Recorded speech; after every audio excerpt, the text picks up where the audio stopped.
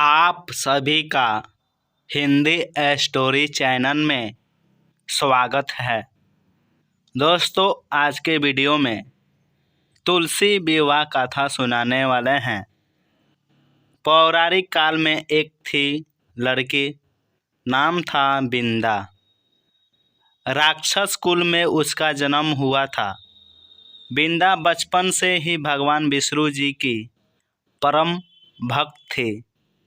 बड़े ही प्रेम से भगवान की पूजा किया करती थी। जब वह बड़ी हुई तो उनका विवाह राक्षस कुल में दानव राज जलधर से हो गया।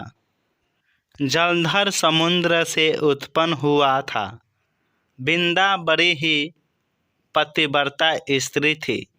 सदा अपने पति की सेवा किया करती थी।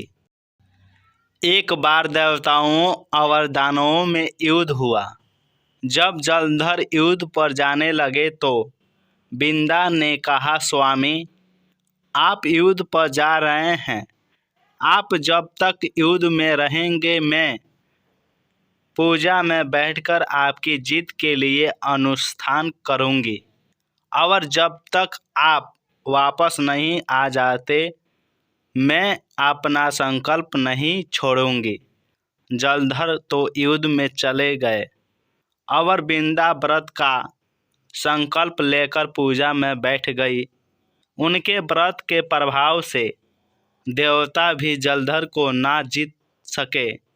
सारे देवता जब हारने लगे तो भगवान विष्णु जी के पास गए। सबने भगवान से प्रार्थना की तो भगवान कहने लगे कि बिंदा मेरी परम भक्त है, मैं उसके साथ छल नहीं कर सकता। पर देवता बोले, भगवान, दूसरा कोई उपाय भी तो नहीं है। अब आप ही हमारी मदद कर सकते हैं। भगवान ने जलधर का ही रूप रखा और बिंदा के महल में पहुंच गए।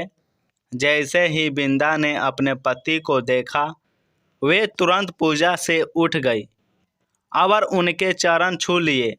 जैसे ही उनका संकल्प टूटा, युद्ध में देवताओं ने जलधर को मार दिया और उसका सिर काटकर अलग कर दिया। उनका सिर बिंदा के महल में गिरा।